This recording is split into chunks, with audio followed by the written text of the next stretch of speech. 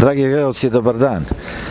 Sreda, 11 sati i 15 minuta, Pokret MOBA je bila na suđenju našem članu iz Mladenovca Zoranu Todoroviću za ono što je optužen. On je već 2 puta bio u pritvoru je za nešto što apsolutno ne postoji kao krivično delo. Da podsjetim, umrlicu koja je bila jedna šala, neko ko je to štampao, gde su sendviči, ko je ožalošćen i tako dalje, je ubacio njemu u kola. On je to rasprostranio po Mladenovcu, zbog toga su ga optužili da ugrožava predsjednika države.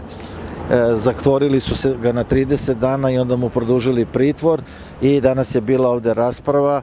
Pokret MOBA je prisustvovao toj raspravi. Advokati i Zoran Todorović su odlično odradili svoj deo posla.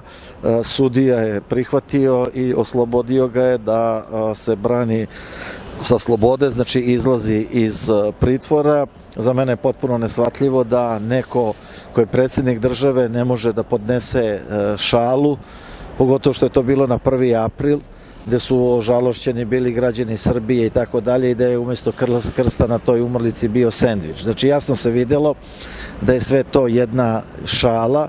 I evo, dok sam sedeo zajedno sa članovima Pokreta MOBA ovde u sudnici, osjećao sam se kao da čitam Petra Kočića Jazavca pred sudom.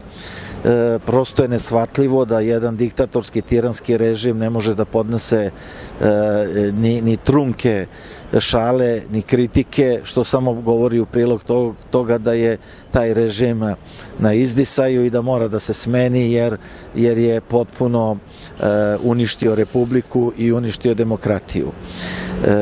Mi smo uz našeg člana Zorana Todorovića, našeg brata, saborca, i evo i ovom prilikom sad smo mu rekli, molimo da sačuva zdravlje, da spusti loptu, jer pojedinačni slučajevi dovode ljude u teško stanje pritiska od strane režima. I ja moram da priznam da je ovaj sudija, nisam mu tačno zapamtio ime, ali kad dobijemo sve javit ćemo, da je bio jako korektan, da je odbacio sve tražnju tužilaštva da se pritvor nastavi, i Zoran Todorović će danas izaći iz zatvora i branit će se sa slobode. Nadam se da će sud biti ovako objektivan i da će odbaciti da tu nema krivičnog dela. I sada za vas koji pratite svetske medije, znači znate i sami da ovo sve što se dešava u Evropi, na ulici su najvećim delom građani Francuske, građani Italije, Španije.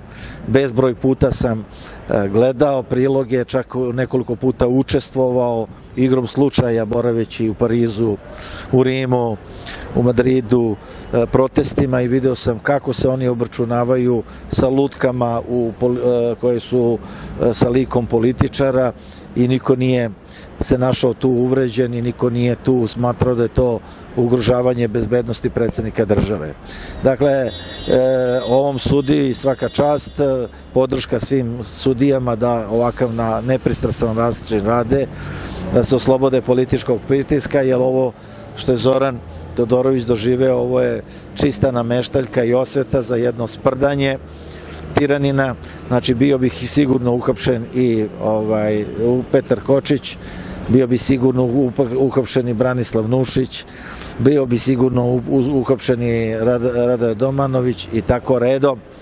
Tako da ovo je jedna nastavak dalje borbe protiv ovog tiranskog režima. Za sve vas ostale i za sve nas jedna pouka, i molim lično ispred Pokreta MOBA, ali ovo je moja lična molba. Nemojte da se izlažete pojedinačnom napadu na taj režim, u smislu ovo što je radio Zoran, on je sve to pokazao, ono što je radio Milovan Brkić, on je sve to pokazao, i isto na ovom mestu sam rekao da to što je Milovan Brkić rekao, rečeno je u afektu, ali uvređeni tiranin ne može to da podnese. Dakle, molim vas bratski, molim vas kao sugrađane, ne kao ljude koji žele dobro Srbiji, nemojte pojedinačno da idete na ovakve stvari, jer je režim izuzetno osetljiv. Pred samim padom je drogiranje, narkotizovanje, grogiranje, ne zna kud više udaraju i zato se čuvajte. Jedini način da se promeni režim je ne izlazak na izbore i u jednim mirnim, velikim protestima od nekoliko stotina hiljada ljudi, od pola miliona do milion ljudi koji treba da promene sudbinu Srbije. Zoranu Todoroviću Aćimu, našem saborcu, želim dobro zdravlje, da se oporavi i da dobije i konačno oslobođenje od ovoga sramnog optužbe za krivični postupak, a sve vas pozivam da postanete deo MOBE za spas Srbije.